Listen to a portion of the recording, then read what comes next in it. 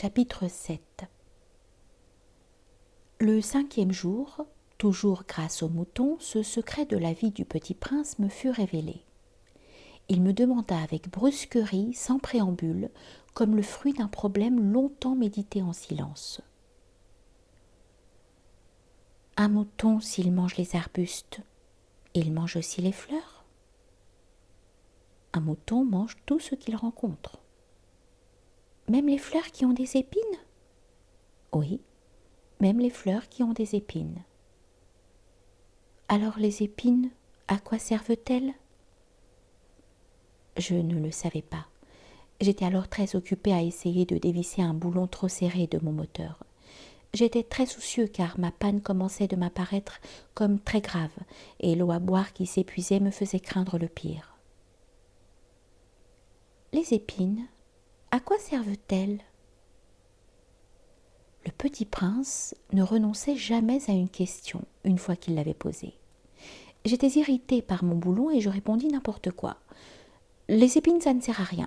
C'est de la pure méchanceté de la part des fleurs. Oh! Mais après un silence, il me lança avec une sorte de rancune. Je ne te crois pas. Les fleurs sont faibles. Elles sont naïves. Elles se rassurent comme elles peuvent. Elles se croient terribles avec leurs épines. Je ne répondis rien. À cet instant-là, je me disais, si ce boulon résiste encore, je le ferai sauter d'un coup de marteau. Le petit prince dérangea de nouveau mes réflexions. Et tu crois, toi, que les fleurs... Mais non, je ne crois rien. J'ai répondu n'importe quoi. Je m'occupe, moi, de choses sérieuses. Et il me regarda stupéfait. De choses sérieuses?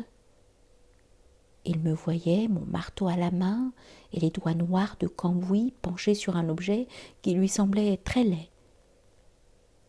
Tu parles comme les grandes personnes? Ça me fit un peu honte, mais impitoyable, il ajouta: Tu confonds tout, tu mélanges tout. Il était vraiment très irrité. Il secouait au vent des cheveux tout dorés. Je connais une planète où il y a un monsieur cramoisi. Il n'a jamais respiré une fleur. Il n'a jamais regardé une étoile. Il n'a jamais aimé personne. Il n'a jamais rien fait d'autre que des additions.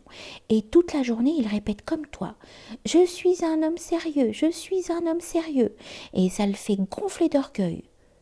Mais ce n'est pas un homme, c'est un champignon. Un quoi? Un champignon. Le petit prince était maintenant tout pâle de colère. Il y a des millions d'années que les fleurs fabriquent des épines. Il y a des millions d'années que les moutons mangent quand même les fleurs. Et ce n'est pas sérieux de chercher à comprendre pourquoi elles se donnent tant de mal pour se fabriquer des épines qui ne servent jamais à rien. Ce n'est pas important, la guerre des moutons et des fleurs? Ce n'est pas plus sérieux et plus important que les additions d'un gros monsieur rouge? Et si je connais, moi, une fleur unique au monde, qui n'existe nulle part, sauf dans ma planète, et qu'un petit mouton peut anéantir d'un seul coup, comme ça, un matin, sans se rendre compte de ce qu'il fait, ce n'est pas important, ça? Il rougit, puis reprit. Si quelqu'un aime une fleur qui n'existe qu'à un exemplaire dans les millions et les millions d'étoiles, ça suffit pour qu'il soit heureux quand il les regarde.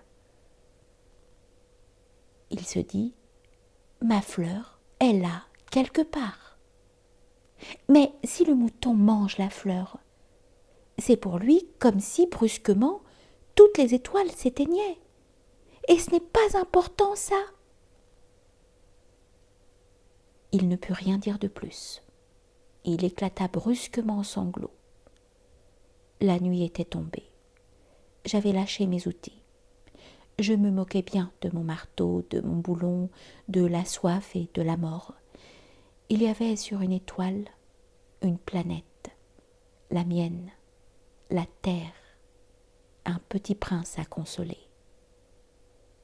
Je le pris dans les bras, je le berçais.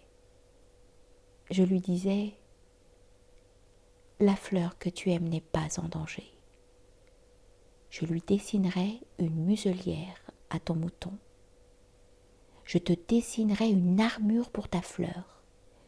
Je ne savais pas trop quoi dire. Je me sentais très maladroit. Je ne savais comment l'atteindre ou le rejoindre. C'est tellement mystérieux le pays des larmes.